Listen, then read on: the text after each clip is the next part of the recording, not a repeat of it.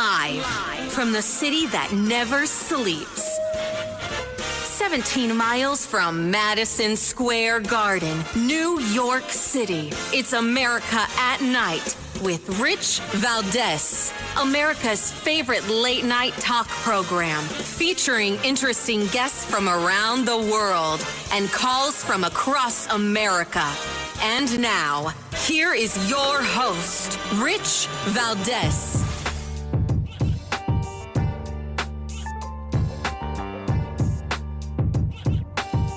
Hi there, good evening, and what's up, America? I am Rich Valdez, Valdez with an S, at Rich Valdez on all of the social media, your liberty-loving Latino amigo. Happy to be with you this Monday night. We're live and national, 7 minutes past the top of the hour. And man, what a blessing it is to be on the mic with you guys tonight. The phone number is 833-482-5337, 833-4-VALDEZ.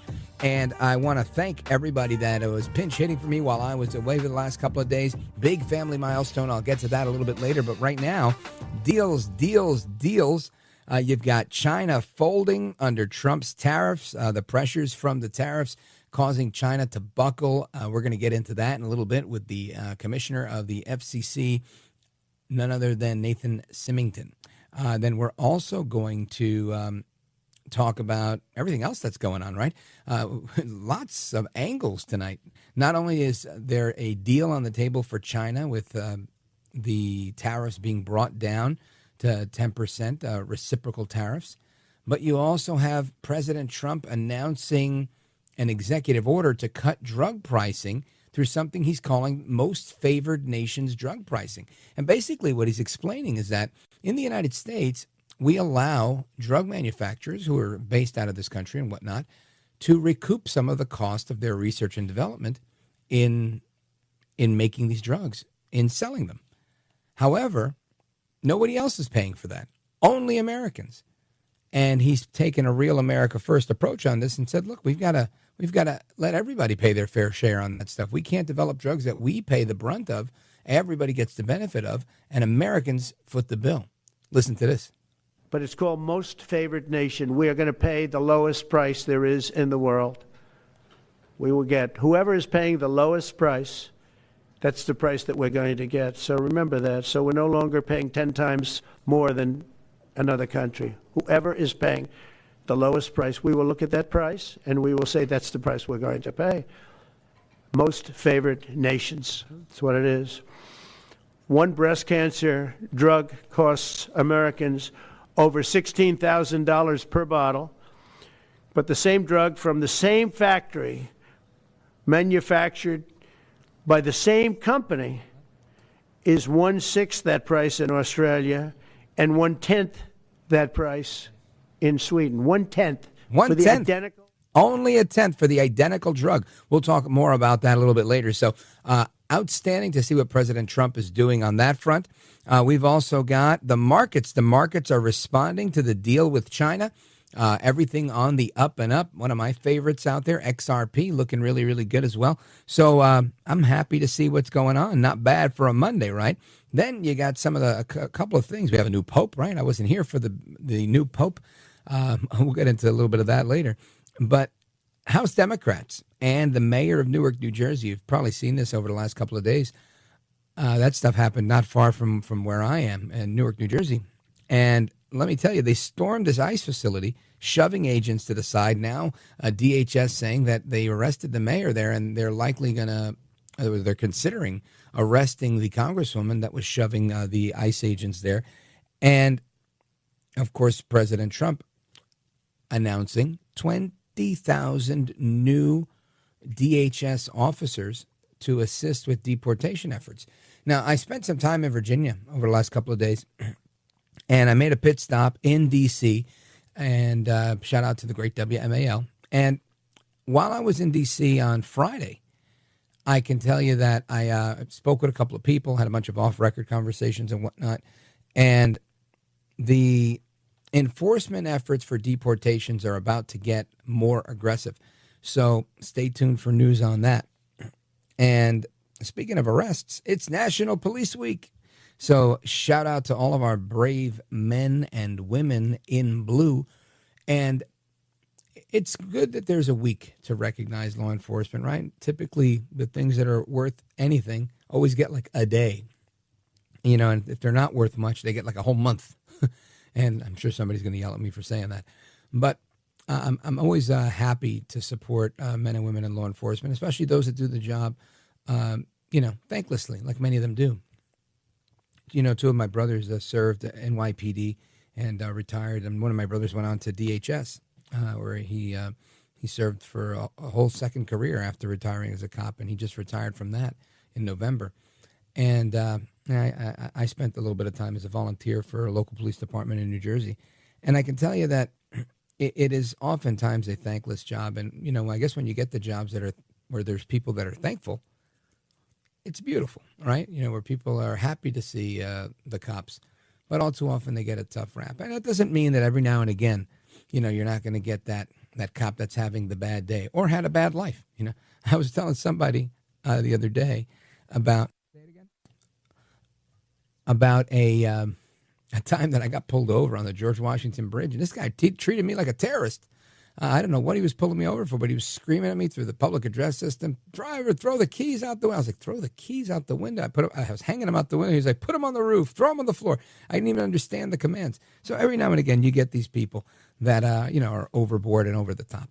But 99%, 98% of the men and women in law enforcement are there to do the right thing. So I salute them on this National Police Week. And a couple other things I want to get into. There's a lot I want to discuss. President Trump is in the Middle East. We're going to talk with the Jerusalem Bureau Chief of Jewish News Service, JNS. Alex Traiman is going to join us a little bit later. At least he's scheduled to do so. And, just so much going on with the police week, with the prescription drug pricing cut, with the trade deal, with the Pakistan-India ceasefire. That happened as well. Trump's trying to organize the sit-down with Zelensky and Putin. You name it. There's so much going on. So anyway, I want to jump into the reaction on the China stuff. We're going to do that straight ahead with the commissioner, one of the commissioners at the FCC, Nathan Simington. We're going to talk about AI, robotics, and all of that, and how that stuff actually plays into leveling the playing field for the United States. And is China all about cheap labor, or is there more to it?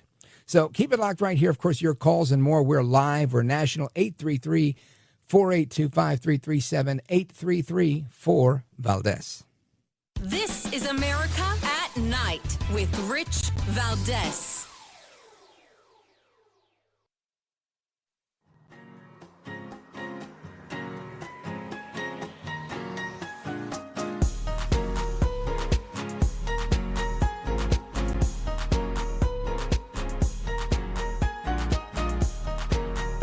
Well, thank you, Rich, and thank you for everything. I know you very well, and I listen, but I have a lot of people that listen, and they love your show, and I appreciate it very much. America at Night with Rich Valdez. In addition, yesterday we achieved a total reset with China after productive talks in Geneva. Both sides now agreed to reduce the tariffs imposed after April 2nd to 10% for 90 days as negotiators continue on the larger structural issues.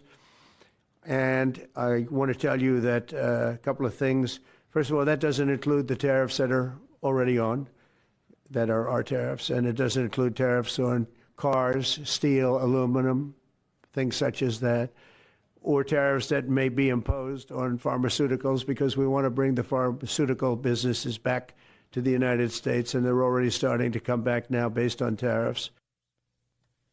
That, of course, President Trump earlier today talking about the big news that broke over the weekend about a deal with China. Now, I know a lot of people doubted President Trump, freaking out about his what they would call a heavy-handed tariff strategy. But the reality is that China has been undercutting the United States in many different ways, in more ways than one. And there's an excellent piece in the Daily Caller by Nathan Simington. He's a commissioner over at the FCC. And I think it's really, really important that we discuss a little bit of that. So I want to bring him onto the program to talk about just that. Nathan Simington, FCC Commissioner, welcome, sir. Good evening, Rich. Great to be here. Likewise, sir. It's an honor to speak with you. And if you indulge me, I just want to get your reaction before we break apart the piece that you put together with Gavin Wax. I'd like to get your reaction to the news of China folding and buckling and succumbing to the pressure that President Trump put them under. Well, it was a gutsy move to take China to this point, of course, because we have many dependencies on China. That's exactly what the president is trying to reset.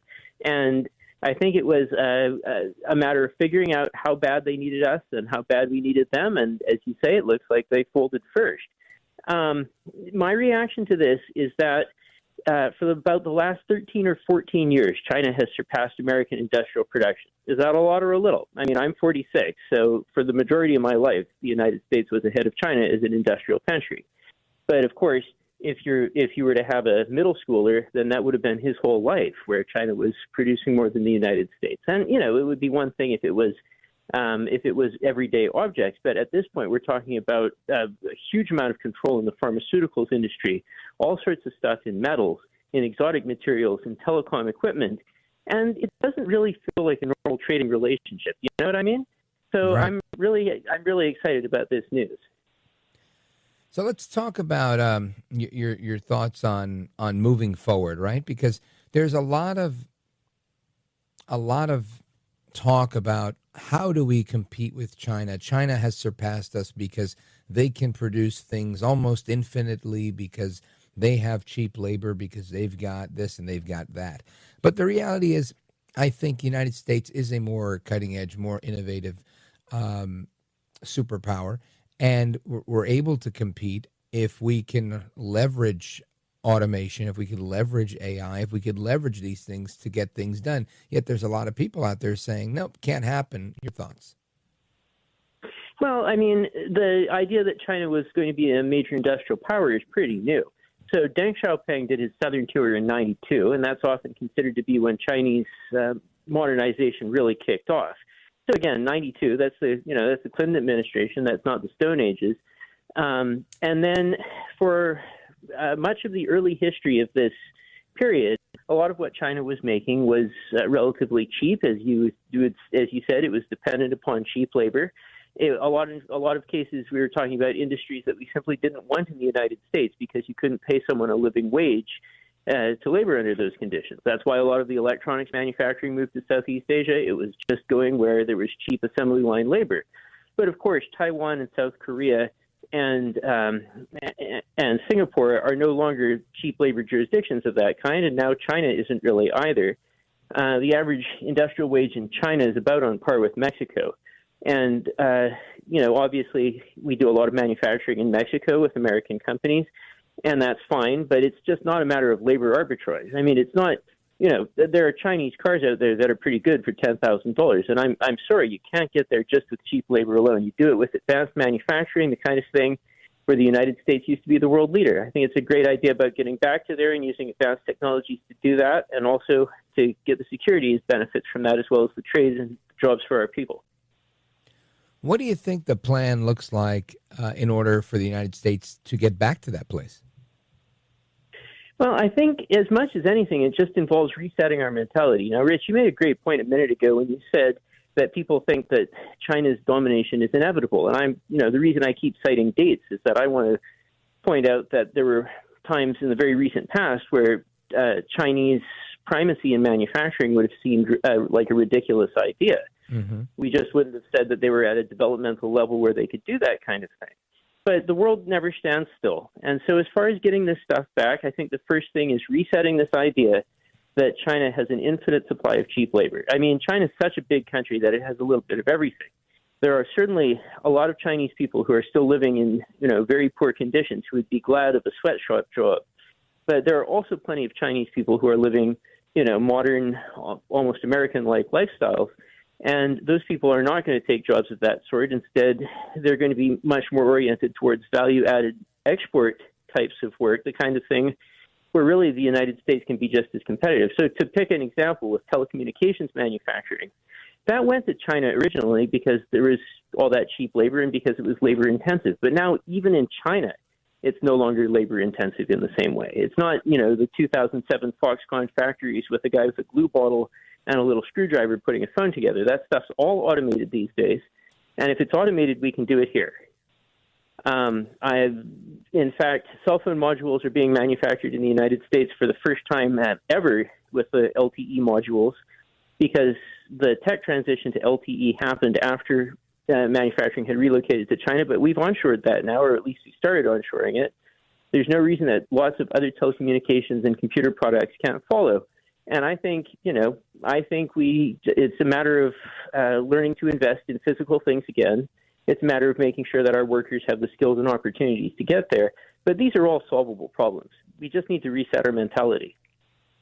Amigos, we're on with FCC Commissioner Nathan Simington and getting his reaction to what's going on with China. President Trump again today announcing a new reset, if you will, on the deal with China. And you raise a really good point, Commissioner, and I think it's that this would have been a foreign idea, when I was in high school, for example. And I bring that up often on the program because when I was in high school, the United States was leading the way in a lot of areas when it came to manufacturing.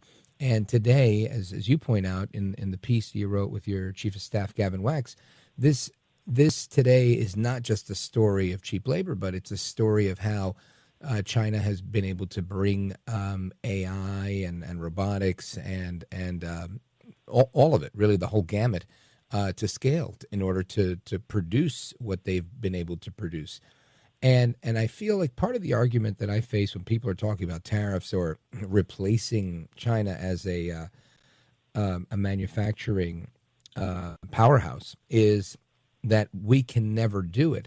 And I guess your thoughts on the United States being able to harness AI, to harness robotics, to do all of those things that I think we can do so that we don't have to rely on cheap labor. Yeah, well, China has invested a lot in the quality of its people. They've always taken education seriously, and one thing that they started doing recently is opening a lot of college programs in manufacturing AI. Now, AI is in the news, of course, because a few years ago everyone turned on ChatGPT and had this uncanny experience where the computer seemed to be talking back. But really, what they're talking about when they talk about manufacturing AI is, for example, training a network of visual sensors to look at parts and identify flawed parts so that your production line is more effective. Or they'll have a sensor and they'll train it on, let's say, a conveyor belt, and they'll notice when the vibrations are out of whack, and they'll do some preventative maintenance and not have a line breakdown. So it's simple stuff like that, but it's ground game and it adds up. Or if we were to look at another area here, you mentioned robotics. Well, China installs probably half or a bit more than half of the world's industrial robots. And a few weeks ago, I gave a presentation at Harvard Business School where I looked at some of the numbers. Found this. Well, before you go into the Harvard numbers, I want to make sure you have time to unpack that and to give us a little bit more of a deep dive on how this affects telecom overall. So pause right there, folks. We're coming right back with FCC Commissioner Nathan Simington. Don't go anywhere. I'm Rich Valdez.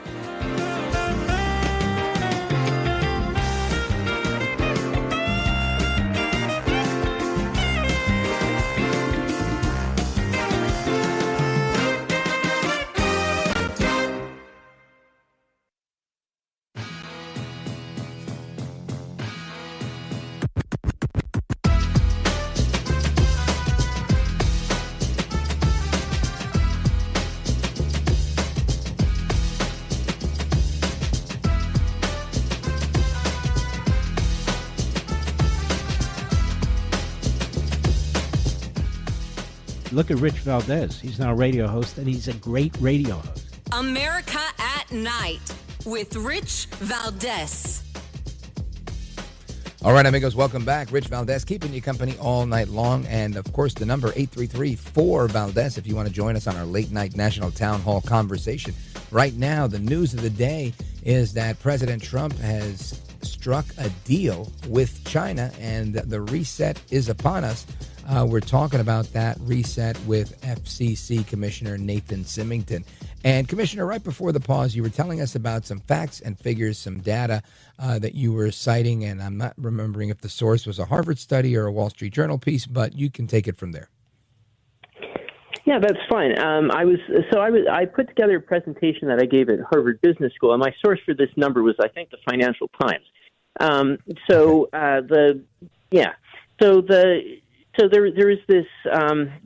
There were some numbers coming out of China on robotics, and I wanted to try and flesh it out with some human interest portions to try and understand what it feels like to be a Chinese factory owner looking at this. And I found this incredible piece where this guy who makes sinks, we're not talking about cars, we're not talking about jet turbines, we're talking about sinks. Maybe some of your listeners might have one in their house right now. Maybe I have one. I don't know.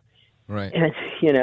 And he was saying, the sink making robot that I have, it does 90% of the work, and it replaced 140 workers. I sort of, I shuddered a little bit at that one.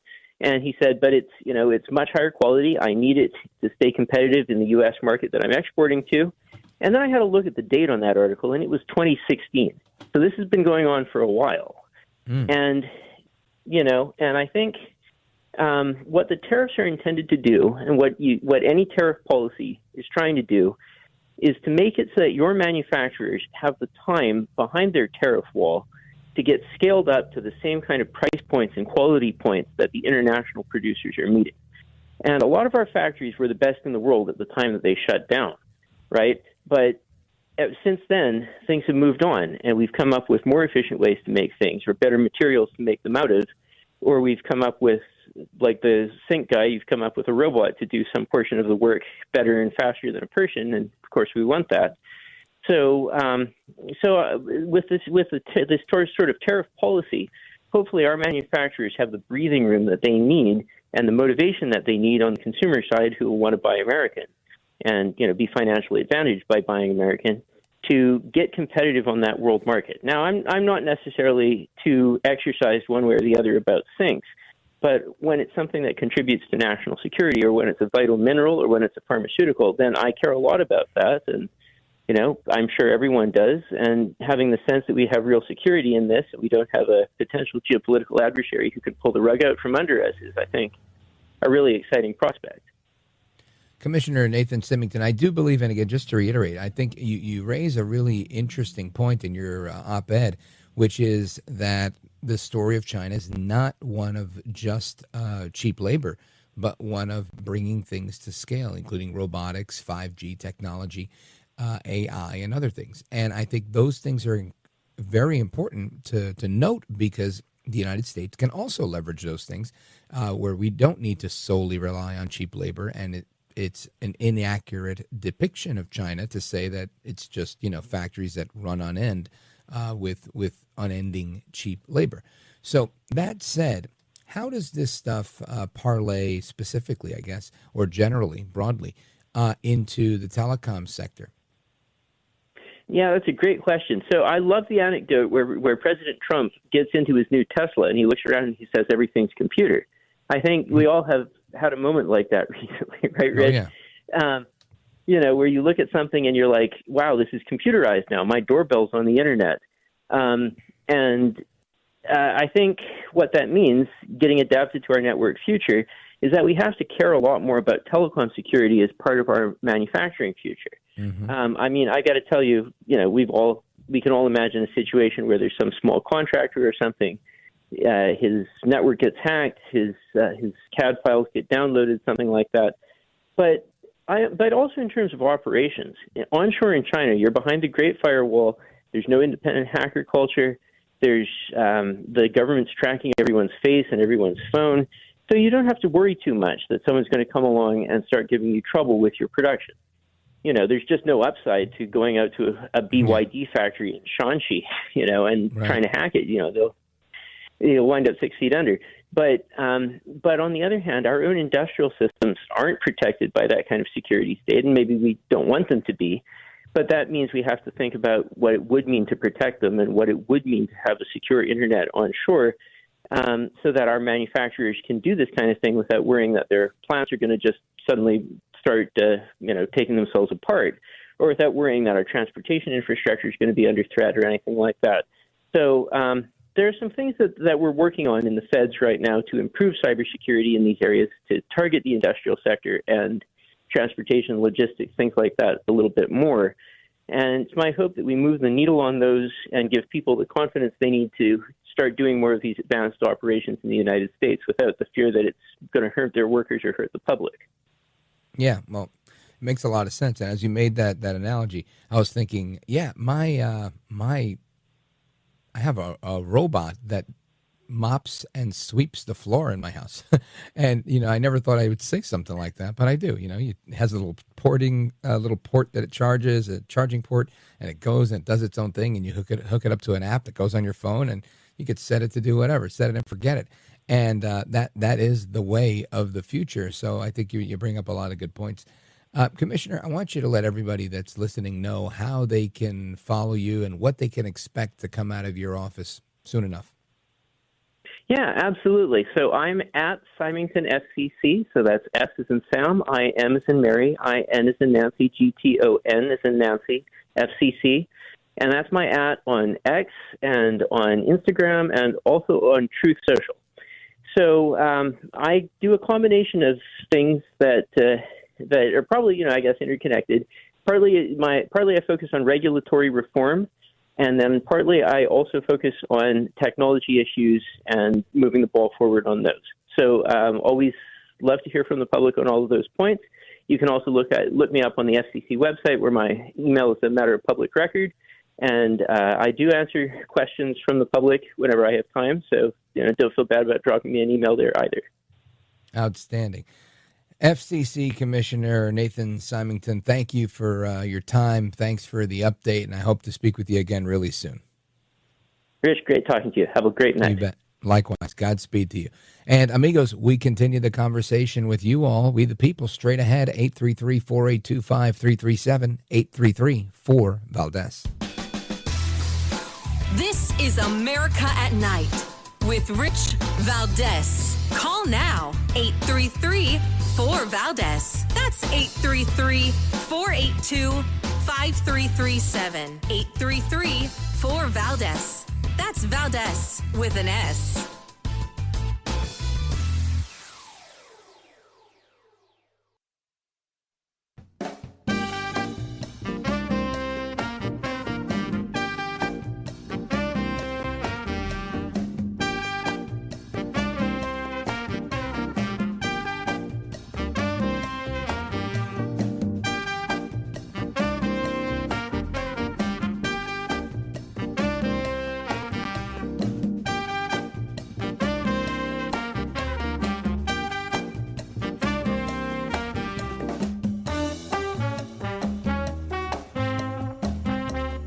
There is more news in your commentary, in your analysis, than there is on the news network. America at Night with Rich Valdez.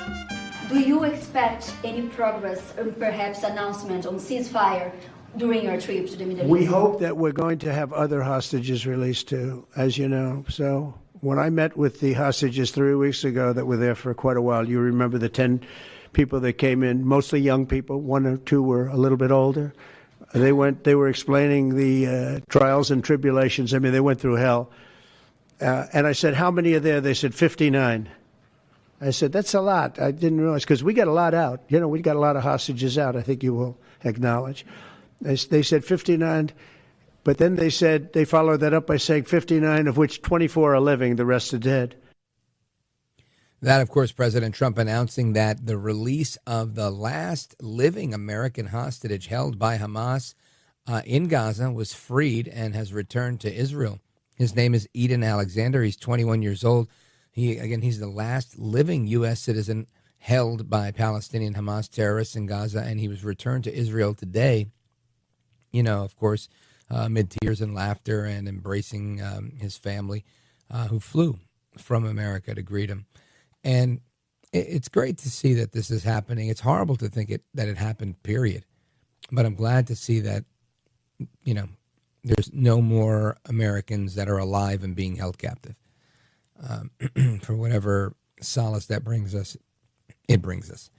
And we're going to talk more about not only the hostages, but every angle on this trip to the Middle East, because there's a lot, right? There's the Qataris offering a jet. There is Iran, of course, continuing to say, yep, death to America. That sounds about right. And so much more. So we'll get into that in the next hour. Of course, I want to get to your calls momentarily because we have a lot to discuss. 833-482-5337-833-4-Valdez. And before I get to your calls, I'm going to get to you momentarily. I just wanted to mention one more thing that's an item in the news about the prescription drug pricing. I want to spend some time on that in a little bit as well. So that's still coming down the pipe. But right now, we're going to go to Boise, Idaho. Checking us out online, richvaldez.com. Paul, go right ahead. Thanks for taking my call, Rich. Yes, sir. Good to have you back in the saddle again. We missed you. Thank you, brother. Appreciate that. You had some good backups, though. I'll tell you, the guy from Philly, he did a bang-up job. Yeah, they're all good. They're excellent people. Yeah, when I heard that he was actually released, the hostage was released, I started to weep. Couldn't help myself. One of those things where you just pray every day for something to happen, and finally, instead of Hamas holding back at the gate of the cave where they were holding him, and then bringing him back in and seeing the light of freedom, and then to have the freedom come through for him and his family today meant a lot to me. It was something like it's hard to describe. But all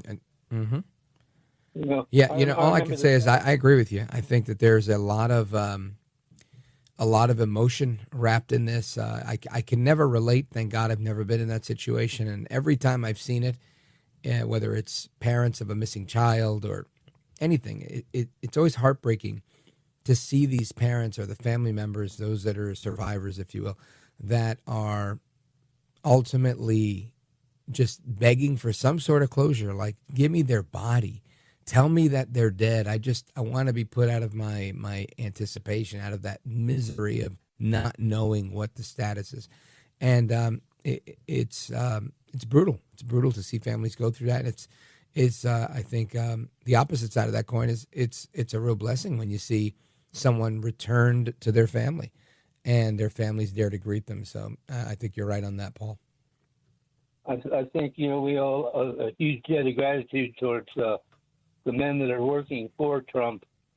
Obviously, he's as head of our country, he's only as good as the people that are behind him as well, men and women. Yeah, and, I think that's true of everything, when all of us, are only as good as the team that we're working with. And President Trump, I think, has done an extraordinary job picking the right people to help him get this stuff done, because what a task it is. Paul, thank you for your call, my brother. Let me see. We're going to keep it moving. Lansing, Michigan, WILS. Let's check in with Ken. Ken, go right ahead. Hey, Brother Valdez, how are we tonight? Wonderful, thank you. Good to be back. How are you? Yeah, I'm doing pretty good, actually. My grandson had his 8th birthday Saturday, and we had a nice party for him, and life is good. But happy birthday to him. It's nice to hear that. I want to thank President Trump for the effort he's putting in to straighten this country out. And I still can't figure out what the HELL gives these federal district judges the power to tell the president he can't do something when he's the executive officer of the country. What in the heck am I missing, Rich? Well, I think this comes down to a lot of things, right? Since it was National Police Week and I was talking about cops pulling me over on the Washington Bridge, I will give the example of, every now and again you might have an officer that may not be trained, right, the best way or in the fullness of the Constitution, that may push something a little too far.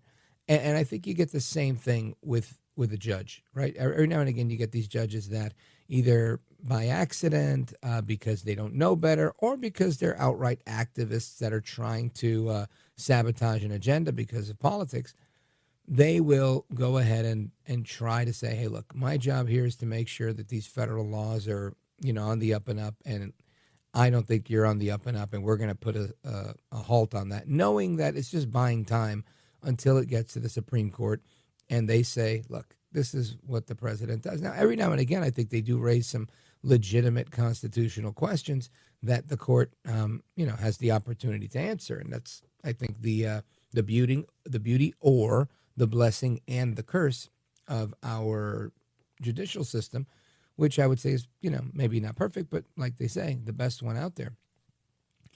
And whichever combination thereof this is, I think ultimately it comes down to, most recently, right, in most of these cases, to politics.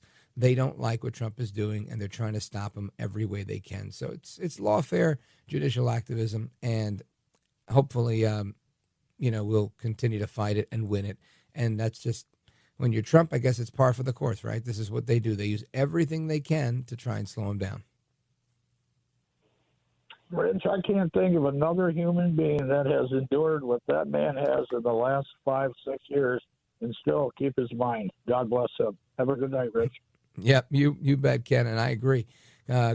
Kudos and Godspeed to El Trompito for hanging in there, losing money while he was in office the first time, decided to come back after getting shot in the head, grazed in the ear. I mean, it's such a remarkable story, and you don't have to like the guy, but you got to respect what he's doing. Folks, we're coming right back with the rest of your calls and more. Don't go anywhere. This is America at Night with Rich Valdez.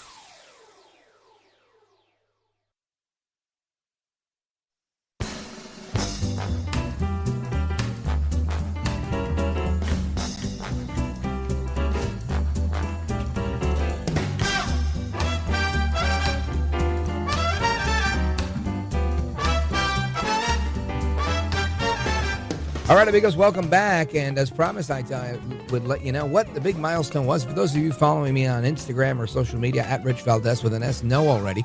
But my daughter, my firstborn, she graduated from Liberty University with a Bachelor of Science degree. And it was a huge thing for our family. So proud of her we are.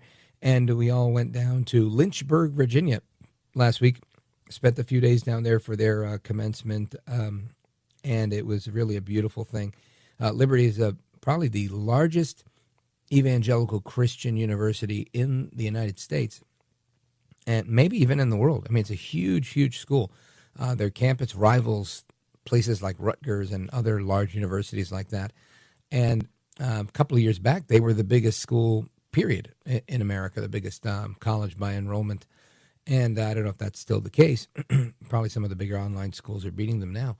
But very, very big in geography and very, very big in enrollment and very, very big in impact. A lot of people that attend Liberty. But anyway, I turned on the news Saturday morning, and this is what I heard. Listen to this.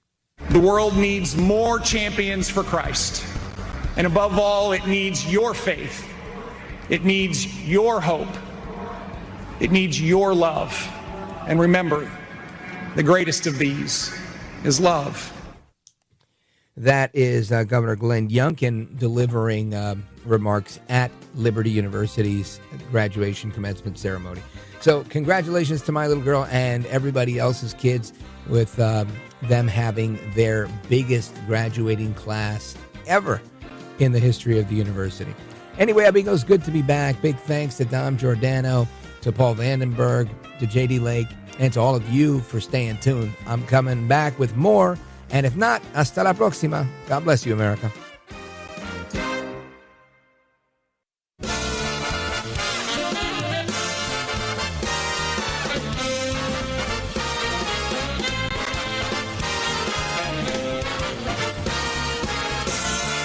Live from the city that never sleeps. 17 miles from Madison Square Garden, New York City. It's America at Night with Rich Valdez, America's favorite late-night talk program, featuring interesting guests from around the world and calls from across America. And now, here is your host, Rich Valdez.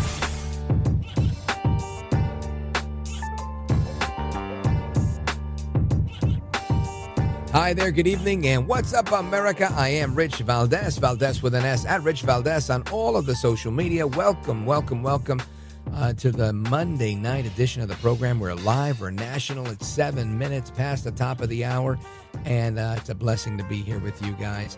Now, there's so much I want to talk about. I'm happy to be back. I was just sharing that my daughter graduated from Liberty University, and that was a real treat. And we're incredibly honored. Their biggest graduating class ever. And maybe we'll get into more of that later. But right now, I want to talk about all of the big news that's occurred over the weekend. And after the addition of the new Pope, the American Pope, there was a lot of things that happened over the weekend, not the least of which was the deal with China. We'll get into that momentarily. But today, President Trump announcing at least 59% reduction in prescription drug costs, calling it most favored pricing, saying that, look, the United States allows for drug manufacturers to recoup some of the research and development costs associated with, putting these drugs out to market. And that's all good as long as we're not the only ones paying to have that cost recouped. You've got some of these drugs that are sold in other countries where they're not sold with that recoupment cost built in. And like in Trumpian fashion, he says, hey, they need to pay their fair share. We can't pick up the tab for everybody. So listen to President Trump here. Check this out. So for the first time in many years, we'll slash the cost of prescription drugs, and we will bring fairness to America. Drug prices will come down by much more, really, if you think 59. If you think of a drug that is sometimes 10 times more expensive, it's much more than the 59%. It depends on the way you want to analyze it. But in one way, you could analyze it that way. But between 59 and 80, and I guess even 90%. So when I worked so hard in the first term, and if I got prices down, I remember I was the only one to ever get prices down for a full year. But I'd get them down like 2%, and I thought it was like a big deal. Well, we're getting them down 60, 70, 80, 90%. But actually more than that, if you think about it in the way mathematically.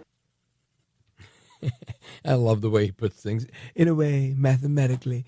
But yes, he's right. If you spread around the cost of research and development everywhere, and everybody's paying their fair share, then guess what? Yeah, it is going to be cheaper. Just like generic drugs, after they've, fulfilled their patent and whatnot, and they're not able, they're so much cheaper. Anyway, this is a good thing. Now, of course, some critics are going to say this is Trump being a socialist. These are socialist price controls. I would say, no, I don't think they're price controls. I think he's literally using an America First policy position here, saying recoup the money for the R&D, but it can't just be the United States. We're going to use the most favored pricing, so whichever country's getting the best deal, we use that deal. And that's it. And everybody else has got to pay. And I love that. Putting America first yet again. Now, another way he's put America first was when he took on China in a trade war, and China buckling, China succumbing to the pressure of the tariff tactics that Trump has put into play, and agreeing to have this conversation and strike a deal. The deal was struck yesterday, and the outcome of the deal was, they first said, all right, we're going to bring the tariffs down from 145% to 80%. And they continued the dialogue and landed at 10% reciprocal tariffs, which is, I think, what President Trump was talking about all along. They're going to do that for 90 days. And announcing that earlier today was the United States Trade Representative, Jamieson Greer. Listen to this. With this agreement, we come to agreement that our reciprocal tariff rate will go down to 10% on the United States side, so it goes down 115%. We enter into a 90-day pause period for negotiations, which both the Chinese and the United States are very committed to. And the Chinese on their side also go down 115% to 10%, and they remove the countermeasures that they have in place. To be very clear, other measures that the United States has put in place in the past, whether it's tariff measures from 2018 or since. Oh, I was waiting for him to finish that sentence. I wonder what he said after what happens to the ones from 2018. Anyway, that's Jameson Greer, the United States Trade Representative. And this is a good step in the right direction, I would say. Now, there was some reaction to this, and it was mixed reaction. A friend of our program, Gordon Chang, was on Fox Business weighing in on this. Listen to this. We have seen the Chinese media in the last 24 hours still use very harsh terms against the United States. It's like, we will not bow down to the American type thing. Whereas you have very conciliatory talk from both Treasury Secretary Bessent and U.S. Trade Representative Greer. And that indicates, at least for the moment, that the Chinese regime has not changed its posture. The reason why that's important is because, it's not so much the tariffs that were keeping U.S. goods out of China. It was the non-tariff barriers. And I'm not so sure that we're going to see a change in those non-tariff barriers during this 90 days, which means that we are letting Chinese goods into the U.S. It's not clear that China is going to let our goods into China. That will remain to be seen, and to see if that, in fact, becomes a thing. But happy to see the way the markets responded to this, because everybody was happy. 1,100 points on the Dow increase looked good to me. Now, of course, President Trump is in the Middle East this week, or the rest of this week. And this is, I think he's scheduled to be back Friday. And a lot going on. You've got a hostage that was released. We talked about that a little while ago. 21-year-old Eden Alexander, released by the Hamas terrorist. He was being held in Gaza. He is the last living American citizen being held by Hamas. I believe they still have 50 some odd hostages that are in their possession. And I want to talk about that. I want to talk about Qatar and this airliner that they want to gift to the United States. I want to talk about Iran and the most recent report I saw where they said, yeah, death to America. That sounds about right. They haven't changed their posture either. And there's a lot going on in the Middle East. So, of course, I want to tap into Alex Traiman, the CEO and Jerusalem bureau chief of the JNS, the Jewish News Syndicate. And we're going to do that straight ahead. Of course, your calls are coming up after that. 833-4825-337-833-4-VALDEZ. This is America at Night with Rich Valdez.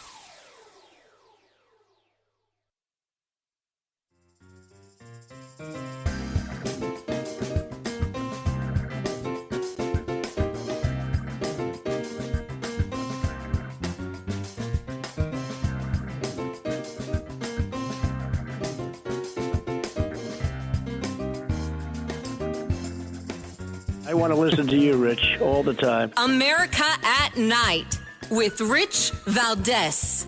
They thought he was dead just a short while ago. His parents are so happy. They're so happy. So it's, as you know, Eden's the only American citizen who's captured and held hostage by Hamas since October 7th, 2023. And he's coming home to his parents, which is really great news. I mean, to me, it's big news. They thought he was dead. That, of course, President Trump responding to the media and giving some remarks about Eden Alexander, 21 years old, the last living U.S. citizen held by Palestinian Hamas terrorists, released today and returned to Israel with his family. And amen to that.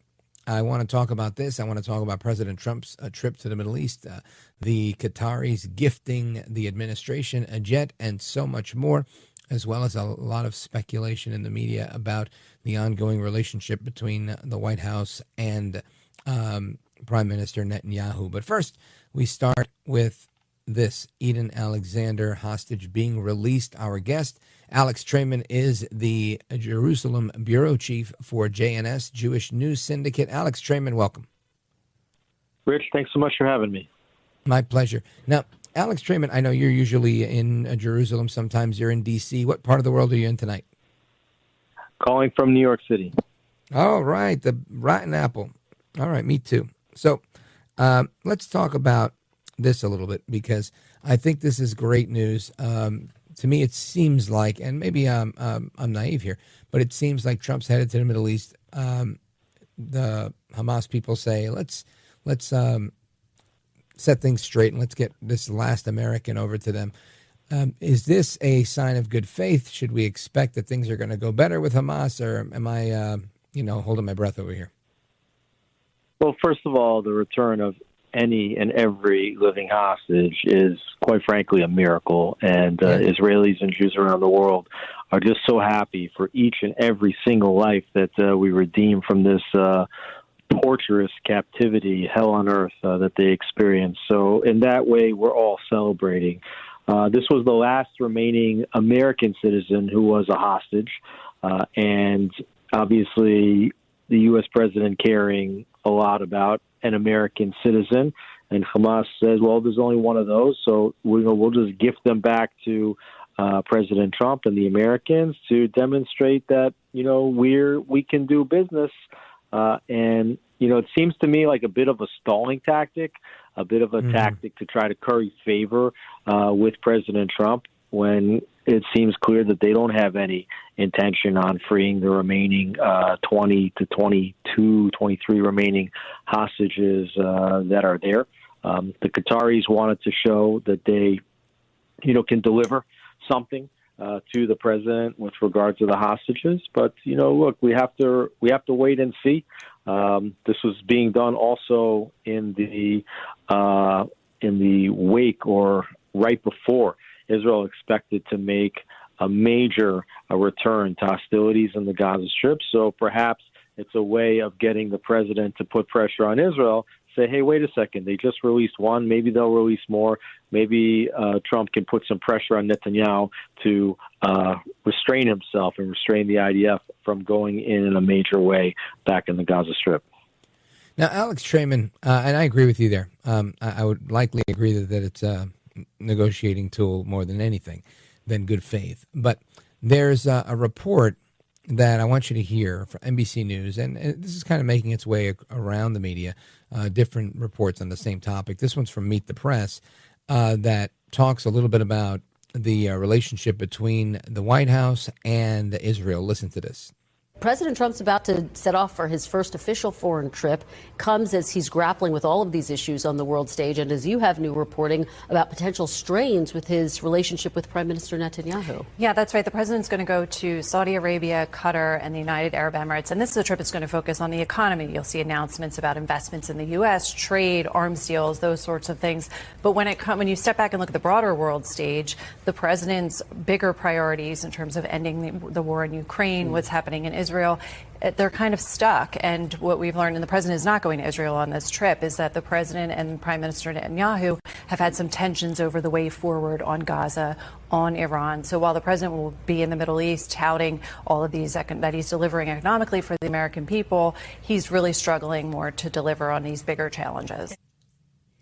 That is a report from Carol Lee, NBC News, Washington managing editor.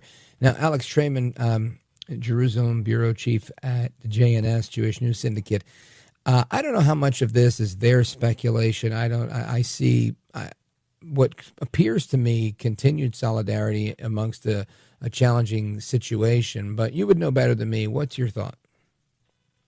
I believe this is a completely fabricated story, and you're seeing a full court press on it, both by the Israeli left, which is being followed by the progressive left in America, and simultaneously by the isolationist right in the United States, all of whom are trying to create and project a rift between Netanyahu and Trump. The left in Israel especially is doing it because they actually don't want Trump to support Netanyahu. They don't really want Netanyahu to walk away from this war with what he's calling a total victory, because if Netanyahu succeeds in bringing back all the hostages and getting total victory in Gaza, which means the full removal of Hamas and the expulsion of Gazan residents, and even so far as to take out the nuclear reactors in Iran, that would mean that Netanyahu would improve his electoral support and would likely win yet another election in Israel. And that's exactly what the Israeli opposition, of which the media is a major component of the opposition, exactly what they don't want. So they're willing to ruin the relationship with Donald Trump in order to be able to turn around to the Israeli public and say, look, Netanyahu has even gone so far as to ruin relations with the best friend Israel's ever had in the White House. Now, the isolationist right in the United States is trying to project a rift between the two because they don't want Prime Minister Netanyahu to drag, as they believe, President Trump into Israel's war in Iran. And they have been blaming Israel for the United States war in Afghanistan, for the war in Iraq, both of which are completely preposterous, and trying to say that now Netanyahu is doing it again. And he's trying to pull Trump into a war that Americans don't want to be involved in Iran. Yeah, I think you're right there. I really do. And not to mention, look at the statements, if I can.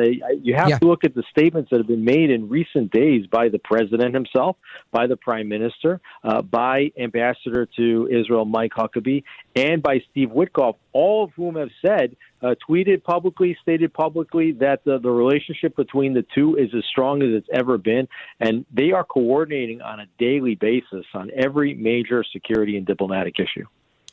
Yeah, I agree with you. And I think this is typically what we see when people try to tip the scale in one direction versus another for their own benefit. And with a trip like the one that Trump has coming up to the Middle East, why not try to muddy the waters? It makes all the sense in the world to me if I was Iran, if I was any opposition of Netanyahu. And it's really reminiscent of what we see in the United States. Historically, we've seen the left embrace the terrorists, whomever they are, right? I mean, in the 1950s, the left, the political left embraced Puerto Rican nationalists. Well, my parents are from Puerto Rico. They came to the Capitol. They shot a congressman. The left embraced that, called them freedom fighters. You see it happen here in the United States. You're seeing it happen in Israel. It just seems to be that the left embraces terrorism for whatever reason, Alex Traiman. It's sad. I couldn't disagree with you. I mean, in Israel, they really believe that Prime Minister Netanyahu is a more dangerous threat to the country than Hamas or Hezbollah or Iran. And the reason why they believe that is because they control the military in Israel, and they believe that a military solution can be made to defeat Hamas or to defeat Hezbollah, and even to take out the Iranian nuclear program. But they have no idea how to remove their political nemesis, Prime Minister Netanyahu, from office. You can't make it up. Alex Traiman, stick with me. I want to continue the conversation to talk about what the Qataris are offering and what Trump is accepting. Is this a tool for negotiation, a sign of good faith, an advance payment of what they owe, according to Trump? Or is this a bribe, as some are saying? We're going to get to the bottom of that straight ahead with our guest, Alex Traiman. He's the bureau chief in Jerusalem for JNS, Jewish News Syndicate. Don't go anywhere, folks. Keep it locked right here. I'm Rich Valdez.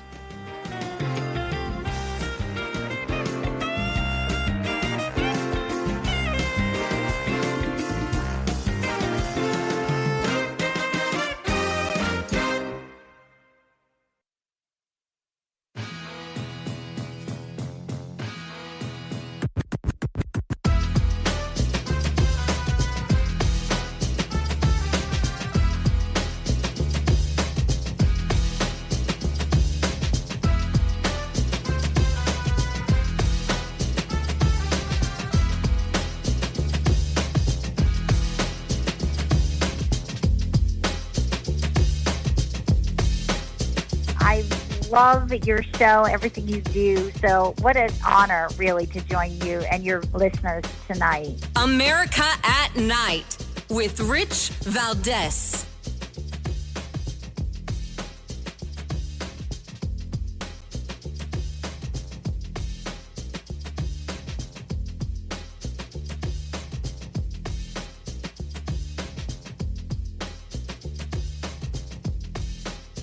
All right, amigos, and we come back to our conversation with Alex Traiman, the CEO and Jerusalem bureau chief of JNS, Jewish News Syndicate.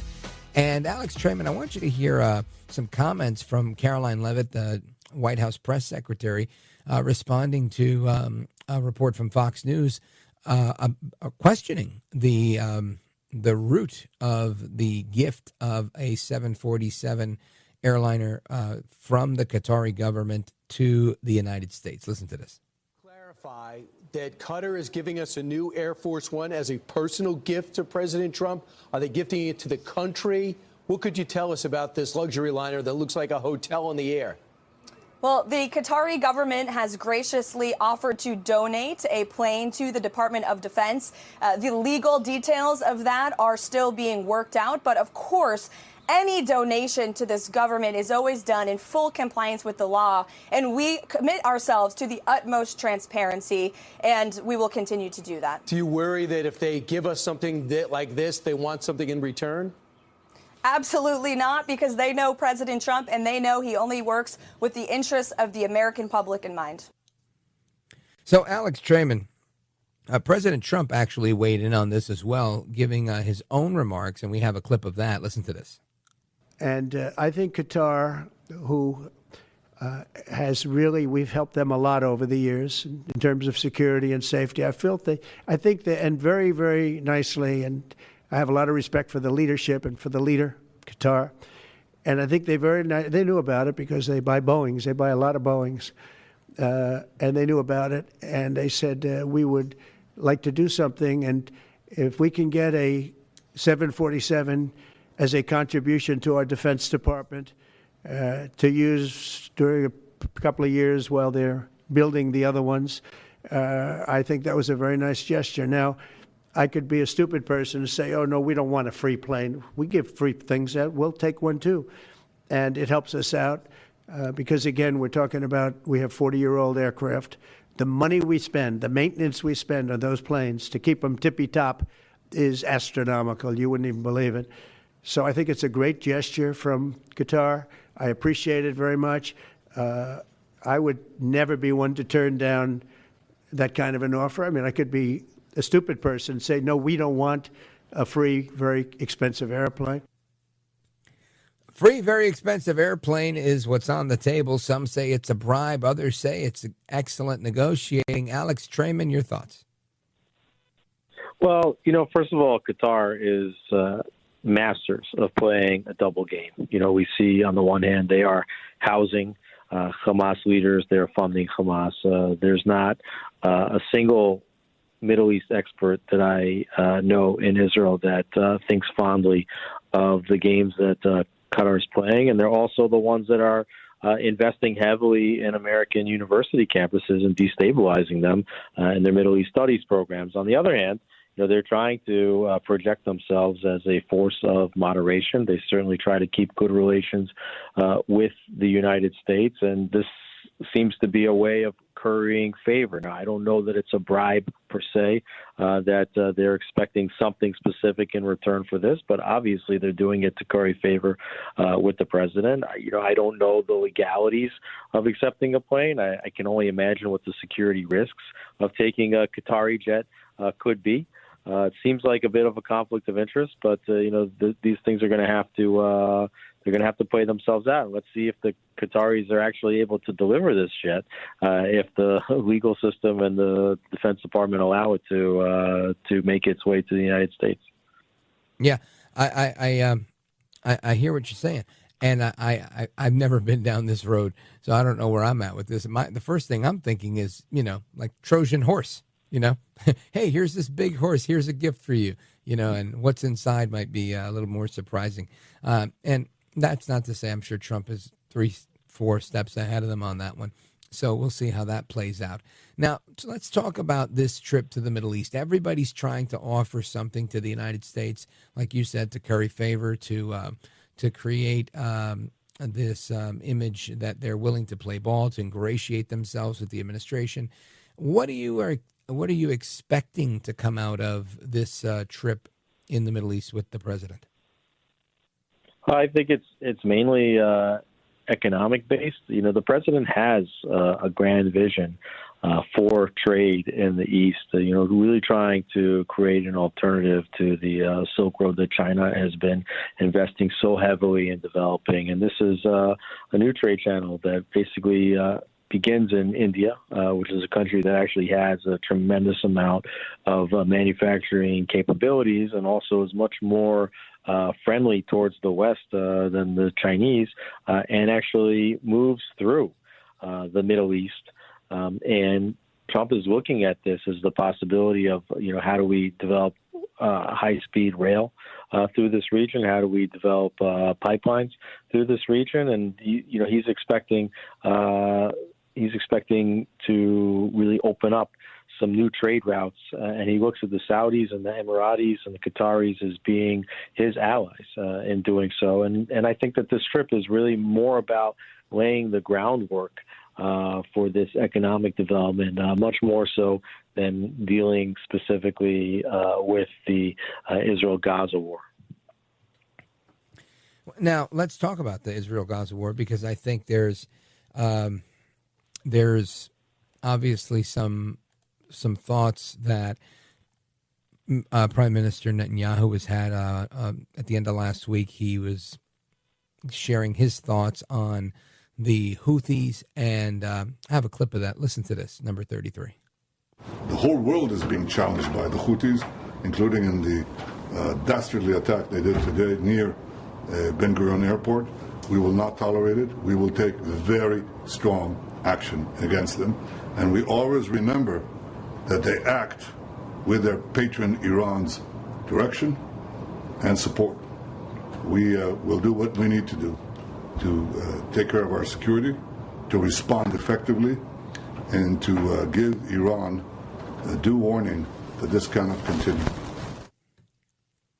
So, Alex Traiman, what are your thoughts here with respect to this? I know there was, again, the fake news story that we were talking about before, that there's a fallout between Netanyahu and Trump, had a lot to do with the ceasefire on the Houthis. And here you have more reaction to that. Your thoughts on this? Well, first of all, just as an aside, I happened to be in the airport terminal when the Houthi missile landed 250 yards away from me, right outside the terminal. So that was a great way of starting my journey to the United States. I think you have to look very carefully at this so-called ceasefire between the Houthis and the United States. The United States had been hitting Yemen very, very hard, taking out a lot of Houthi infrastructure, major infrastructure in Yemen, to the point where the Houthis essentially waved the white flag and said, okay, we understand that this is the punishment for us interrupting international shipping through the Red Sea. This is the punishment for attacking U.S. vessels in the region. They recognize clearly that there's a new president and a new sheriff in town in Donald Trump, as opposed to Joe Biden, who did very, very little to deter the Houthis. And so the Houthis have now said that they'll stop dealing with American international shipping, but they haven't said that they will stop attacking Israel.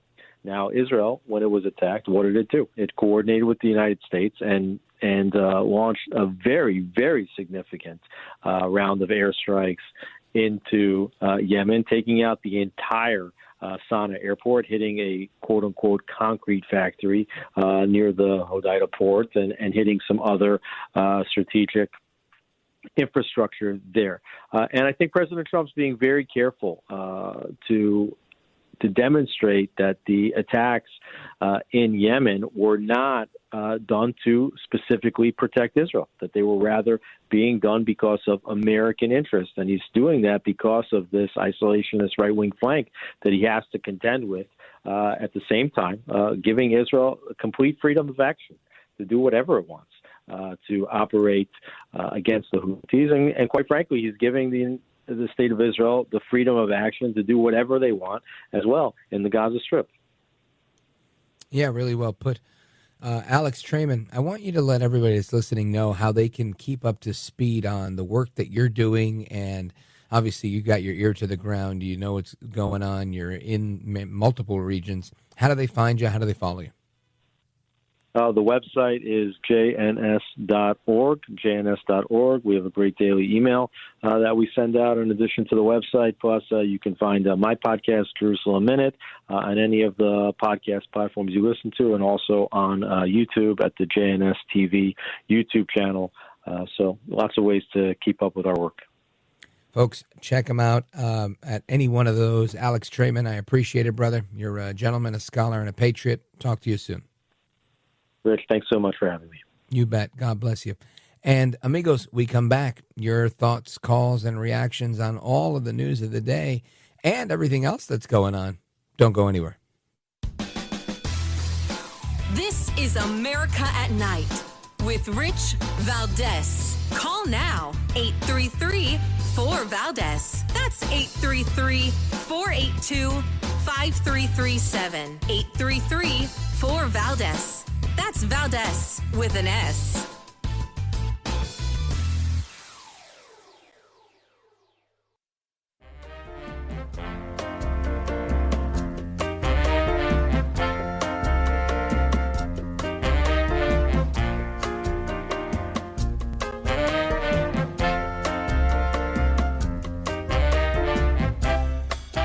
After the guest leaves every night and we're doing open phones, kind of at the heartbeat of America. You sit there in this radio studio and suddenly you hear voices. Mobile, Dallas, New York, Miami. And there's kind of a conglomeration of America all in one room. Call now, 833-4VALDEZ. That's 833-482-5337. 833-4VALDEZ.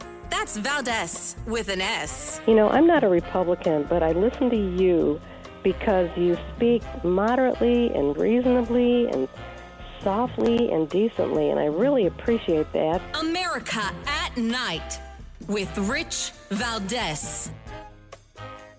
All right, amigos, we're going to the phones momentarily. And again, I want to invite you to give us a call, 833-482-5337, 833-4Valdez. And I want to go to Montreal, Canada, to our friend Tony, who likes to listen to us from WVMT. And he's on the line now. Tony, welcome. Rich, how are you? Glad you're back, and you had some great hosts that were sitting in for you. My friend Dom Giordano, I love him, and he's something else. And you know what? It's amazing that you had all these great guys. I think Paul from upstate New York, Albany, that was also very nice. Yeah, he's terrific. I talked to you a couple of times about the tariffs and back and forth, and I think one time you asked me, am I worried about the tariffs? I said, no. I said, I'm not worried because we're hypocritical. In Canada, we have interprovincial tariffs, which are illegal. Interstate commerce cannot be blocked by tariffs in the United States. So I said, our government should have removed these tariffs 100 years ago, 30 years ago, and they should never have had that. So again, Trump, what I said, I wasn't worried because it's a tactic, it's a ploy, it's negotiation. And again, today with the Chinese, he brought them to their knees, and they capitulated because, of course, their factories can't stay idle. They'll have a revolution, and the rich and the elites in that country know very well they have to keep the peace. So they capitulated to Trump because Trump has when he puts his fist down and he puts his foot down, it means business. And the Chinese understand that. And of course, today, the stock markets, went berserk. And obviously, all the naysayers, Rich, all the naysayers that say he's always wrong, they don't give him a chance. They always are automatically, let's attack him. His policies are nonsense. And if you permit me to say one thing, Doge is probably the greatest thing that I think that he's incorporated because he really, I heard him say, finally, there's somebody in the office of the president that knows how to handle money. If the United States was 35 or $38 trillion in debt, but the infrastructure was A1, top of the notch, top of the heap. He said at least we would have spent our money on something good. We spent $6 trillion wasted in the Middle East when we could have been fixing our bridges and fixing our hospitals, etc. And I'll just say this: in Canada, okay, we need Doge, and it is starting because today, or not today, but the Canadian government under Trudeau delivered $2.9 billion to Nordvolt, Nordvolt, an electric battery company. Guess what, Rich? They went bankrupt. And the Quebec government is in for $270 million. They received the money, and within a short period of time, they went bankrupt. So let's find out why they went bankrupt. Who was the person that was promoting this idea of investing in batteries? Well, it was the new president, the new Prime Minister Carney, who was the puppeteer behind the green scam that was he was pushing behind Trudeau. So I'm going to ask a question. This Nord, whatever it's called, Nordvolt. Yeah. Where did they go with the money? Rich, where's the money? Was it deposited in Sweden, or was it deposited somewhere in Bermuda where BlackRock is? I don't know. Maybe we need to ask Hunter Biden, right? This sounds reminiscent of Solyndra and so many other things that we've seen through the years that were just absolute wastes of time, things that USAID had their hands in. Tony, very, very good analysis, by the way, on all those things, and thanks for your kind words on so many of those things. You're right. We had some great guest hosts. You're right. I think Trump has been on it with the tariff strategy, and it's been working like a charm. And the critics are there's always going to be some. I think the markets today are responding favorably because we're seeing something happen. And again, the point you made about China, I agree. They don't want to lose. They need us more than we need them. I think for years there have been apologists for China saying, if China takes all their foreign investment out, our economy, I just don't see that happening. Good luck, right? Good luck doing that. This is one of those like married couples that they just it too big to fail, right? It's too dangerous for China to really put their foot down. They have too much to lose, whereas the United States doesn't have as much to lose, and they're able to walk away here. So really good points. Thank you so much for making them. And we come back to your calls. I see calls from Alabama, others coming in right now. Don't go anywhere. This is America at Night with Rich Valdez.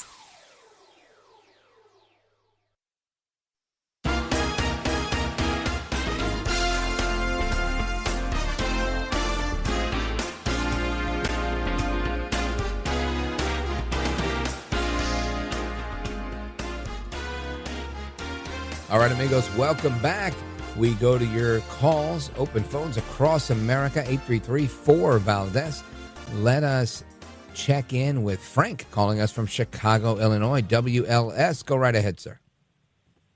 Hey, Rich. I was just listening for the last 10, 15 minutes, and it's obvious with the callers calling you in that your audience is a lot older, so they're a little more credulous to what they hear and see in the media, especially the right-wing media. So I'm just curious, why don't you correct or at least tell the truth a little more when speaking about incidents happening with Trump, for example? When they, for example, when he talks about, when he's pretty much a walking, talking hyperbole. For example, he announced this whole historic announcement that he was going to make with, and what did it become? With the UK. Basically the same deal.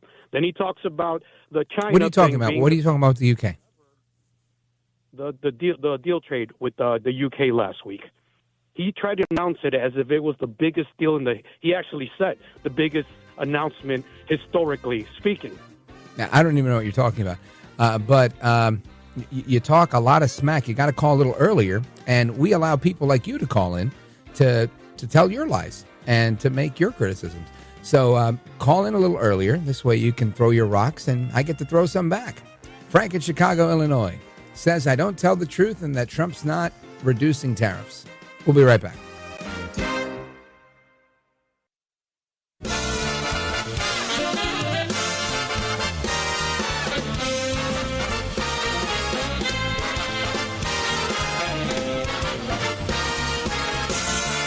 Live from the city that never sleeps. 17 miles from Madison Square Garden, New York City. It's America at Night with Rich Valdez. America's favorite late night talk program featuring interesting guests from around the world and calls from across America. And now, here is your host, Rich Valdez.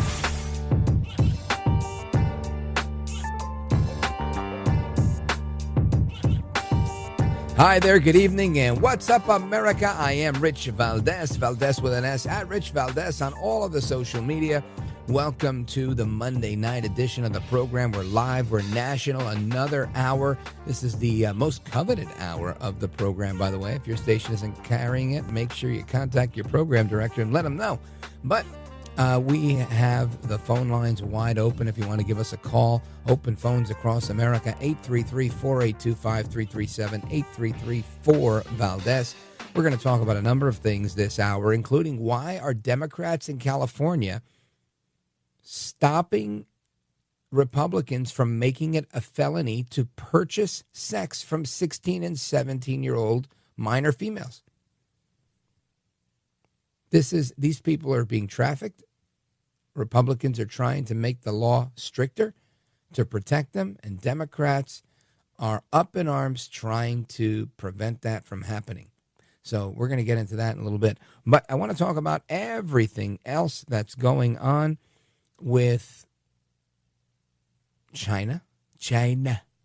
You've got China striking a deal with the United States. You've got the president defending the administration accepting a 747 jet from Qatar.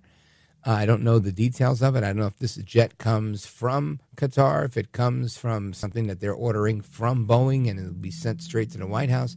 Will they have a chance to, mess around with it? I don't know any of the details. But I do know that Trump says he would be stupid not to take a free, very expensive plane, which makes a lot of sense to me. And, of course, something that I mentioned a little bit earlier, and we'll get into this a little bit more this week, but it's National Police Week. And, of course, National Police Week being celebrated all across the country and in the nation's capital as well. I've got a clip that I want you to hear about that. Listen to this. Every day, brave law enforcement professionals, both from the United States and from our partners around the world, risk their lives to keep us safe. Some have made the ultimate sacrifice, laying down their lives to protect American diplomacy across the globe. And today, we honor their memory. During National Police Week, the Department of State stands in solidarity with law enforcement agencies across our country to pay tribute to those who have fallen in the line of duty. 4 of our own Diplomatic Security Service special agents have made that ultimate sacrifice. Their names, along with those of 168 other heroes, are engraved at the DS Memorial in Arlington, Virginia, a lasting reminder of their service and their sacrifice. Our men and women in blue remain committed to protecting our nation, upholding our values, and putting America first. To those brave officers who continue to protect this country both at home and abroad, thank you. To those that we have lost, your watch may have ended, but our gratitude for your service will never end. That's Secretary of State Marco Rubio giving a very, very impassioned remarks there on National Police Week. And Haley Fixler of Fox 5 New York gives us a report about the final American hostage that was being held by Hamas. He was born in Israel, raised in New Jersey, and many hundreds of people gathered in Tenafly, New Jersey, to watch the great news about Idan's release. Listen to this. Hamas has stated that Idan is officially released.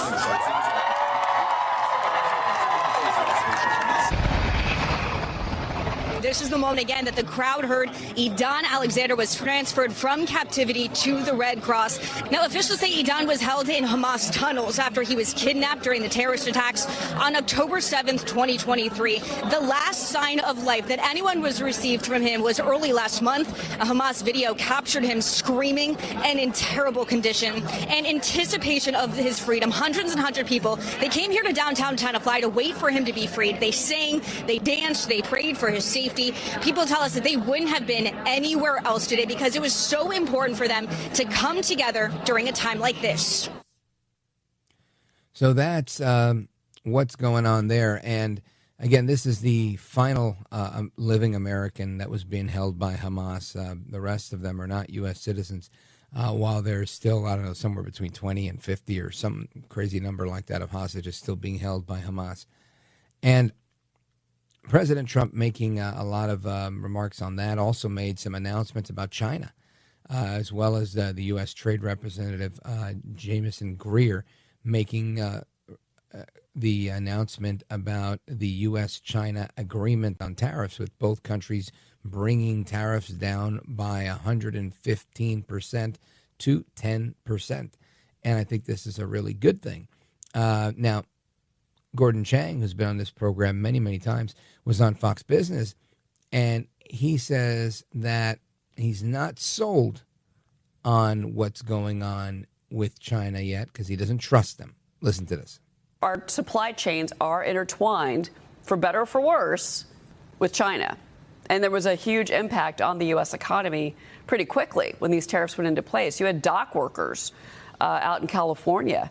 The union was very upset because they were losing jobs because those ships from China had stopped arriving. Well, the effect on China was much greater than it was on the United States. That was for a number of reasons, because we're not a trade-dependent economy as China is.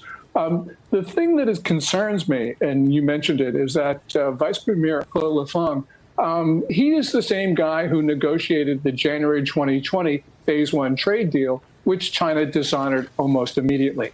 That deal was very easy for China to comply with. All they had to do was buy specified amounts of U.S. farm products and U.S. manufactured goods, and they failed to do that. So we're dealing with someone who has, I think, deceived the United States before, and we've got to be extremely concerned about their posture right now. So that's Gordon Chang, concerned about the posture of China. And look, I agree with Gordon on most of the stuff. I do. I'm not saying I disagree with him here, but I am saying, are we ever going to see China change their posture? They can't stand us, right? These are communists. I can't imagine the day where they say, yeah, well, we might as well, can't beat them, join them. I don't think so. I mean, these people kill their own. And they're happy to kill us too, I'm sure, if they had to. So I just don't, I don't think we'll ever see them change their posture or their tone. They've never been one for that, from what I can see. Maybe we'll get Gordon on this week and we'll talk about that more to see what his expectation is, because I know that I don't have much of an expectation, and maybe that's just me being jaded, right? I don't know that I expect much from China because I just don't trust them to begin with. Anyway, I want to talk about all of that stuff, as well as what's going on in California, from the Department of Homeland Security investigating them being the government in California because of what they have been doing to help people, illegal aliens, in obtaining government funds, but also what the Democrats are doing with respect to blocking a bill that Republicans are pushing to make it a felony to purchase sex from minors, 16 and 17-year-olds. They're saying, no, we don't want that to be a felony. What is going on here? What is wrong with this picture? Keep it locked right here on Rich Valdez. This is America at Night with Rich Valdez.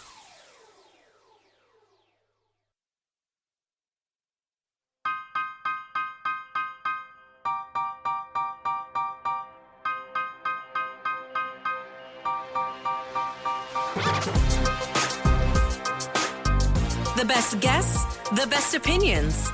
This is America at Night with Rich Valdez. The state capitol, where the fight continues over child sex trafficking. Democrats today again rejecting another push to make it an automatic felony to purchase or solicit a 16 or 17-year-old for sex. Thanks for being with us at 6. I'm Gulston Dart. And I'm Edie Lambert. So this is now the third night this week we have covered this movement of this bill at the state capitol, with Governor Gavin Newsom having to get involved on Tuesday. So let's go to our Capitol correspondent Ashley Zavala with what happened today. Ash? Edie, not only did Democrats block this latest attempt to ramp up the penalties for the buyers in the child sex trafficking industry, they also sidelined Sacramento's Democratic Assemblymember Maggie Krell, who has made made this her life's work. Democratic leaders promised to keep the conversation going, but they're leaving Krell, an expert, out of it. They criticized not just Krell, but also Governor Gavin Newsom. It was Denim Day in the State Assembly, the annual event when lawmakers can be seen in jeans and denim jackets for Sexual Assault Awareness Month. But some Democrats arrived to the Assembly floor Thursday hoping to avoid that talk, scrambling to shut down a Republican push to vote on a proposed automatic felony for the buyers or sex solicitors of 16 and 17-year-olds. After an hour of closed-door planning, Democrats emerged with a deal that stripped Sacramento's Democratic Assembly member Maggie Krell from her own bill that tries to crack down on the consumers of the child sex trafficking industry. She originally proposed the automatic felony for the older teens this year, noting state laws are inconsistent for the trafficker and the buyer. But that piece blocked by the Public Safety Committee earlier this week. I want one thing out of this. I don't care whether my name's on the bill, but I would happily support it if it includes protections for 16 and 17-year-olds, if it treats them as victims because they truly are, if it recognizes the fights that survivors have led for decades for the basic understanding that if you're 17 years old on a street corner and an old man comes up and purchases you for sex, that's rape. That should be treated as a felony. That is crazy that I could even play that report for you. I heard that on Thursday. I was off last week, and I heard that, and I said, man, I got to talk about this on Monday. Now, this is a story that made some headlines about a year ago when they were debating the bill, and now it's up, and you still have Democrats blocking this. Remarkable, right? And there was a caller in the last hour who was saying that, you know, we tell one side of the story here. Well, I'm trying to tell every side of this story. I don't understand who or where or what. The last time I talked about this, I brought on one of the members of the California State Assembly when they were debating this bill. And he made it clear, the people that are for this they've got to be some sick people, right? Who on earth would defend the buying of a 16 or 17-year-old girl for sex and not want it to be a felony? Well, I want to get some reaction to this report that we just heard from KCRA 3 News in California from somebody who was part of the governor's administration in California. She served as a commissioner, an insurance commissioner there, as well as the press secretary for the Republican Party of the state of California. She's the host of the Jennifer Kelly Show, and her name is Jennifer Kelly. Jen, welcome back. Hey, Rich. Great to be with you. So your friends in California, they're wilding out. These people are out of control. They are. And look, they've been this way actually for a while. It's only because Trump has shined a light on so many of these instances. He's given the conservative base a leg to stand on so we can shine the light on some of these issues. But look, you asked the question there in your intro, who in the world would defend allowing the child sex trafficking of 16 and 17-year-olds? Well, let me give you the answer to that. It's the same people back in 2008 during the Prop 8 campaign, gay marriage versus traditional marriage, where we actually exposed them as the campaign in that race. We exposed the Democrats for being the party that wanted to teach kindergartners, literally kindergartners, 4 and 5-year-olds, about things like gay sex, things like anal sex. Oh, I remember this. And Governor Schwarzenegger vetoed it, right? Well, look, that actually, it went to the people. And guess what? Even in a liberal state like California at the time, the majority of Californians said, no, we're not going to do this. We're not going to play these crazy games with our kids. But look, it shows you how progressivism works, right? You know, if you're progressive, you give them an inch and they take a mile. So here we are some 15 years later down the road. We now have a Democrat Party who feels so bold that they can actually talk about these things and vote about these things and be on record about these things now and have absolutely no shame. You know, Jennifer Kelly and everybody listening in America, I wasn't really big on a lot of social issues until that issue came about. And the reason I took exception to it was because my daughter was in kindergarten at that time. She just graduated from college 4 days ago or 3 days ago. And it's remarkable to think that I was very concerned then as a dad of a kid in kindergarten. And today, this is still an issue that is being advanced. You would have thought this thing would have died back then, but these people keep coming back with a vengeance. Very, very sad to see. Jen Kelly, what does that mean? Does that mean that Republicans are asleep at the wheel, conservatives aren't doing their thing? Does it mean that the progressive leftists are multiplying like rabbits? Are they taking over? Are they gaining strength? Or am I just looking at this the wrong way? Well, look, their whole nature, right, is to continue pushing the envelope. And the difference between the two parties, I always say, is Republicans, when we win an issue, we go, yay, great, we won. Now let's go have a cigar together. Well, when the left wins an issue, they say, great, now we're on to the next 18 states. So in the Prop 8 case that went all the way to the U.S. Supreme Court, I remember standing on the steps of the U.S. Supreme Court in Washington, D.C., when that decision came down. And I was there when the liberals came out, the lesbian couple came out of the U.S. Supreme Court and said, hey, great, we beat back the Prop 8 people. We beat back the family values people. And they didn't say, hey, let's go to lunch now. They said, and now we're on to the next 18 states. And now we're on to make sure that every kid who wants to be adopted by a gay couple in America can do so. So this is how the mindset of the progressives work.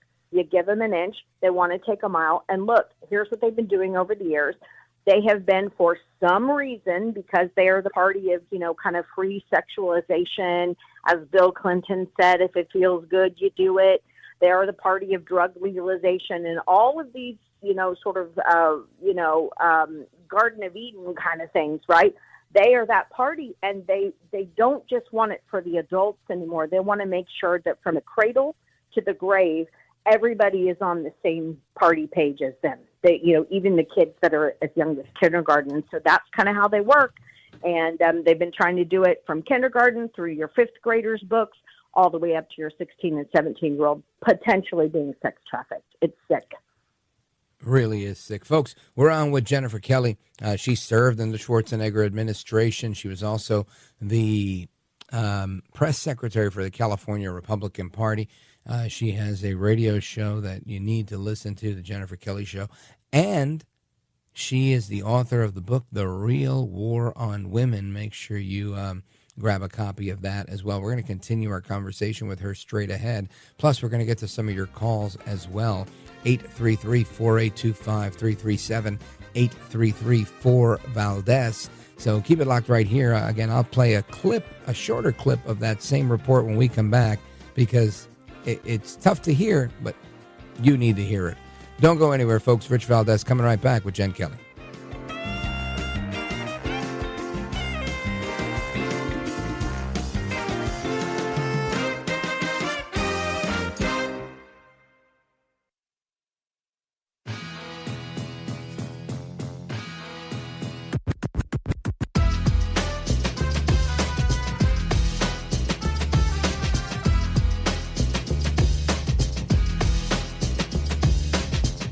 Now, 833-4-VALDEZ. That's 833-482-5337. 833-4-VALDEZ. That's Valdez with an S.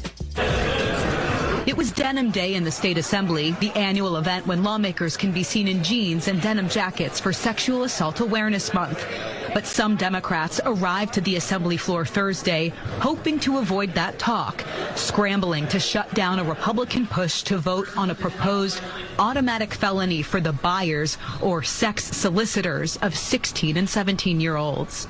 After an hour of closed-door planning, Democrats emerged with a deal that stripped Sacramento's Democratic Assembly member Maggie Krell from her own bill that tries to crack down on the consumers of the child sex trafficking industry. She originally proposed the automatic felony for the older teens this year, noting state laws are inconsistent for the trafficker and the buyer. But that piece blocked by the Public Safety Committee earlier this week. I want one thing out of this. I don't care whether my name's on the bill, but I would happily support it if it includes protections for 16 and 17-year-olds, if it treats them as victims because they truly are, if it recognizes the fights that survivors have led for decades for the basic understanding that if you're 17 years old on a street corner and an old man comes up and purchases you for sex, that's rape. That should be treated as a felony. I agree that should be treated as a felony, but you've got Democrats in California that think it shouldn't be a felony and are pushing back against Republicans that are pushing to make this a felony, the purchase of a child, a trafficked child for sex. Unbelievable. Jen, I know we talked about this, and before we put a pin in it, I want to get your take on what you think happens moving forward, both the political and any other analysis you want to provide on this. Jennifer Kelly. Well, this is a really interesting political situation where you now have Gavin Newsom coming out and actually being the voice of reason. So that's pretty hard to believe in a state like California, that you actually have someone that is as far left as Gavin Newsom. And he's actually coming out and saying, no, this is not a great idea, not just on the optics of it, but just the morality of it. We should be sticking up for children. He's a father of four himself. Now, do I think he's positioning himself to run for president in 2028? Absolutely. There's no question Gavin Newsom is moderating. He's moving toward the center in anticipation that AOC is going to be the Democratic nominee on the left. And so he's moderating. But it is interesting. There are some opportunities in California in the next election cycle where a lot of these swing districts, places like the Central Valley of California, places like Orange County, there are some seats that could be picked up and go red on this issue alone, because this issue is too far of a bridge, even for some Democrats down there.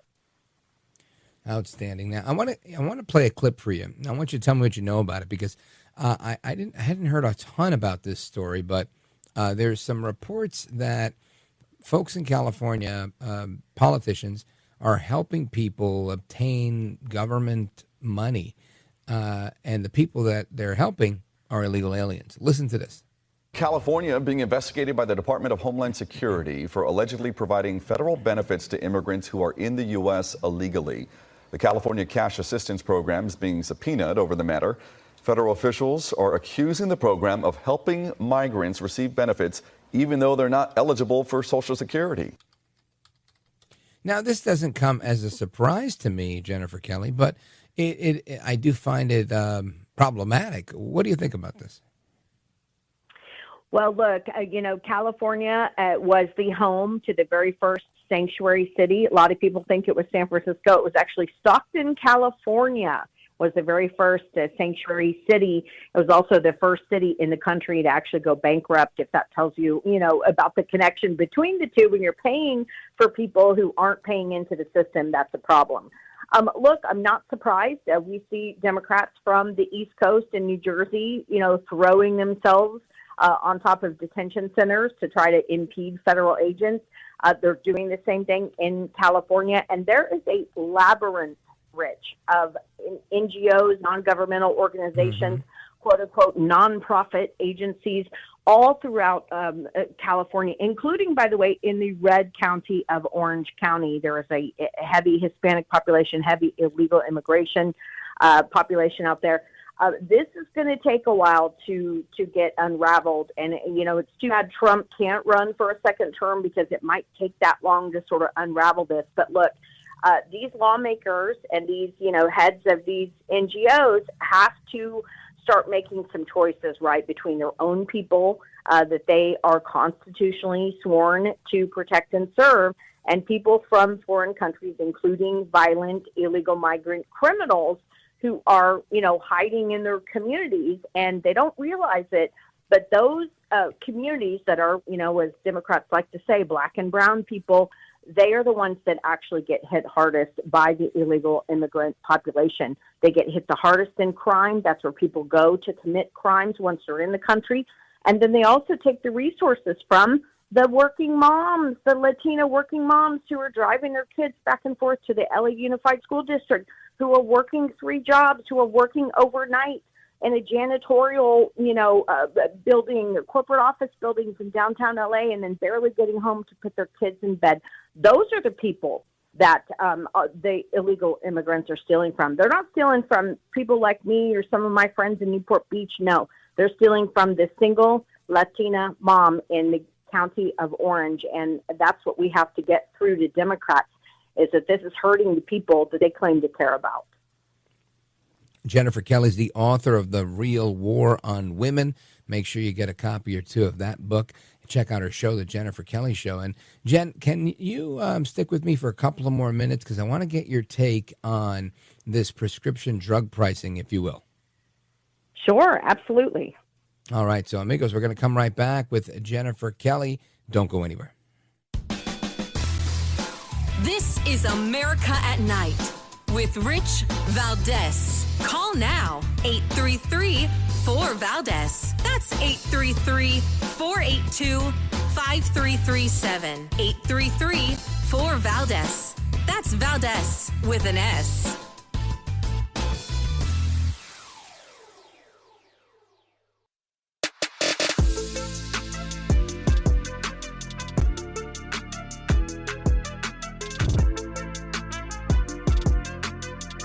Call now, 833-4VALDEZ. That's 833-482-5337. 833-4VALDEZ. That's Valdez with an S.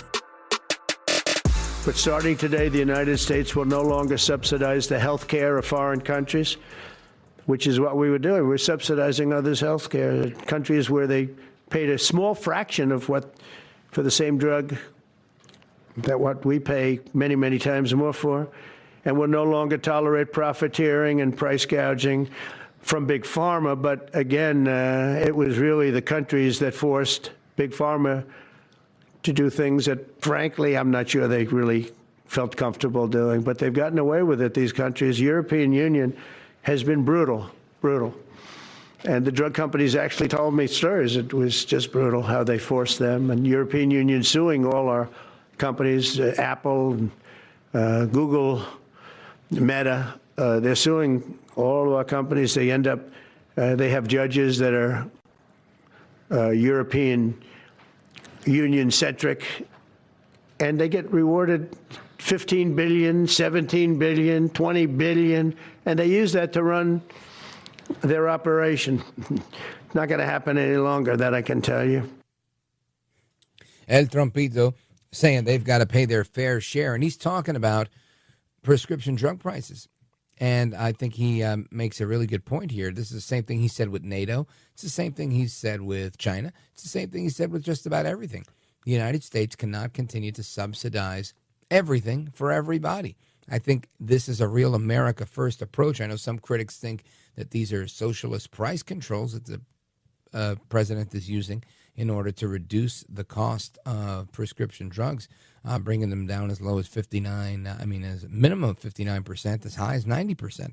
Anyway, I want to bring our guest back in. Jennifer Kelly is the host of The Jennifer Kelly Show on radio stations all over the place, as well as the author of The Real War on Women. She served in the administration of Governor Schwarzenegger and was the press secretary for the Republican Party for the state of California.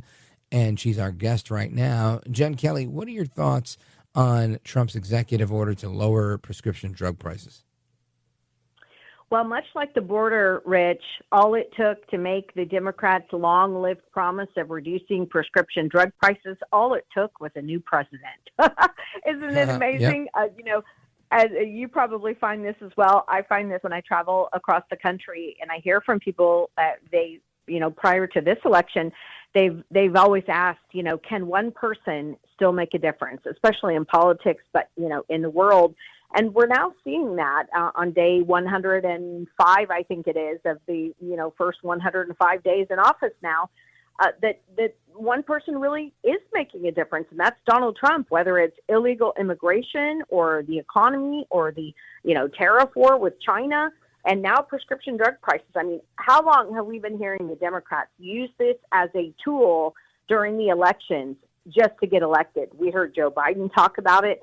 We heard, Nancy Pelosi talk about how it was these big, bad pharma companies.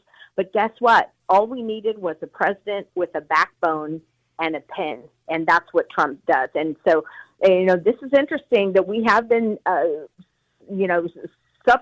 supplementing all of these other countries.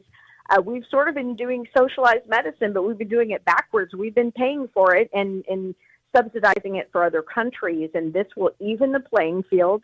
And we are the country that comes up with the most innovation when it comes to biotech and prescription drugs. And so it's about time that the American people are paying what we should be paying, since we're the ones coming up with all of the new developments. So I think it's a great thing. And look, Trump isn't just saying some, pie in the sky mandate. He said, you guys have 30 days to get the prices even in the United States with what it is in places like Europe. And so this is going to provide immediate relief to the American people. It's just amazing. Yeah, most favored pricing was the term he used, and I love that. That was terrific. Yeah. Jennifer Kelly, I want you to tell everybody how they can get a copy of the book, how they can hear you, how they can keep up to speed with all your great work. Well, they can get the book at therealwaronwomen.com, therealwaronwomen.com, and to find out where you can hear the radio show, it's on AM 970, The Answer, New York City, New Jersey. It's also Virginia, Maryland, Delaware. They can go to thejenniferkellyshow.com. And next book, Rich, by the way, as you're talking about this topic tonight, The War on Kids is going to be the next one out. Wow. Well, I'm glad we played a small part in that and the preview of that tonight. Jennifer Kelly, thank you. You are a gentlewoman, a scholar, and a patriot, and I hope to talk to you soon. You're the best. Thanks, Rich. You bet. All right, amigos, and we get to your calls, thoughts, and reactions, as well as some of mine when we return. Don't go anywhere. This is America at Night with Rich Valdez. Call now, 833-4-VALDEZ. That's 833-482-5337. 833-4-VALDEZ. That's Valdez with an S.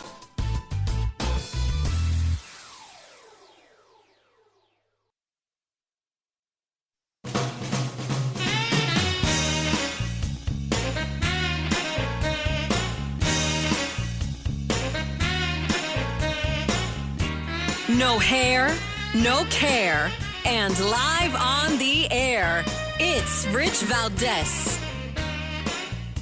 All right, amigos, we continue with your thoughts, calls, and reactions from all across America. Let us go to Brian calling us from Texas, WTAW. I'm sorry, Ray calling us from Bryan, Texas. Excuse me. Go right ahead, Ray. Hey, Rich, I've talked to you before. This is the second time I've called you and everything. Hey, Rich, why doesn't Donald J. Trump just go ahead and do what he wants to do? Whatever he wants to do, he's got some military behind him. I wouldn't be afraid of those judges because he knows what they want to do. And as far as I'm concerned, I think he should just go ahead and do it, because if it's actually the other way around, the president would have gone ahead and done it, and nobody else would have done anything or said anything about it, right?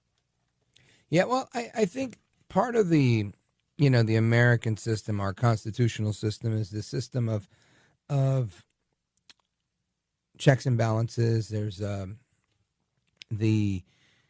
idea that we don't ever want to have somebody that would, become tyrannical. And I'm not saying Trump is, but because the way our system is set up, it's designed for that. You've got a lot of things in place, and the separation of powers amongst them. So all of that goes into saying that Trump he thrives in playing by the rules, despite them attacking him. Part of how he wins is by always staying in the lines, because he never goes outside of the line. Now, a lot of people, he might talk outside of the line, but he doesn't move outside of the line, doesn't operate there. And I think this is part of his strategy for winning all the time. He could say whatever he wants to say, but when it comes to doing stuff, he always nails it.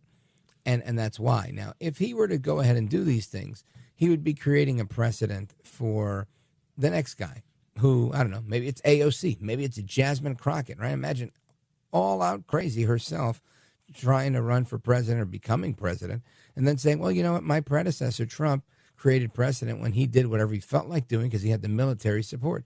Now, just imagine AOC being the commander-in-chief and then saying, well, I'm going to do whatever I want, and I've got the military that has my back.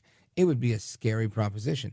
So I think Trump makes sure that he doesn't do those things because he wouldn't want to be the guy that creates a precedent for all-out crazy AOC or Jasmine Crockett. At least that's my thought on that, Ray. Well, he's doing good as long as he keeps doing his job and everything. And I appreciate that man for everything he's done. And Trump, you're my favorite nighttime talk show host. So, hey, y'all take care. Hang in there. Stay good. Praise God and take care. And God bless you. And have a good night. Thank you, sir. Appreciate it. Thank you, Ray. That's very nice of you to say. You're one of my favorite callers from Bryan, Texas, on WTAW. So I appreciate that. And I'm glad you're tuned into the show. And let me see. Where do we go from here? We go to Charleston, South Carolina, WTMA, and check in with one of our chief detractors. No, not the guy from Chicago who started throwing rocks, with seconds to go on the clock, but with, 2 or 3 minutes to go.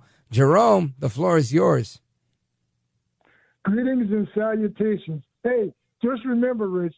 Hey, America, just remember, Rich Valdez voted for a guy who said, when you're a celebrity, you can grab a woman by her vagina because you can get away with it. You can do whatever you want. Well, let's be fair here. He didn't say that you could do that. He said, when you're a star, it's almost like they let you, like they want you, right? That's what he said. But I understand. You want to use his locker room talk against him, and you know what? You can join the club. So many people have tried to use that against El Trompito, and it didn't work because most people talk the same way when they think nobody's looking. Go ahead, Jerome. Doesn't believe in due process. Doesn't believe in the Constitution. Doesn't believe in due process. He used due process because he's the most prosecuted man in history besides Al Capone. He doesn't believe in due process. Got Hagson, who raped a woman and got confirmed by Republican women, especially that Jeannie, the woman from Iowa, Joni Ernst, who was raped, and she voted to help confirm a rapist. How you like that, Rich? I think that's called the system working because Trump isn't a rapist. And you've got to be careful, Jerome. You're on this big airwaves here. Trump can sue you for stuff like that. He sued plenty of others. Do you hear the name Stormy Daniels ever? Nope. You know why? She owes him a truckload of money because she said some dumb stuff and she lost in court and she owes him money. And the E. Jean Carroll, I think that stuff is going to backfire as well, saying, I would never hook up with her. She's too ugly for me, or whatever he said. She sued him for that, saying that, that's what she won on. She said that was sexual harassment because he said that you're ugly, you're not my type. But the court was clear that he did not sexually assault her, and they called it a sexual abuse or a battery because he said she was ugly. And that, again, was a stretch, kind of like what we were talking about with our caller from Texas. So I think that's kind of crazy there. Now, you wanted to say something about his plane, but the music's playing. Jerome, thanks for your call, my brother. Always a pleasure to debate the facts with you. And amigos, take care, good night, and God bless you, America. I am Rich Valdez.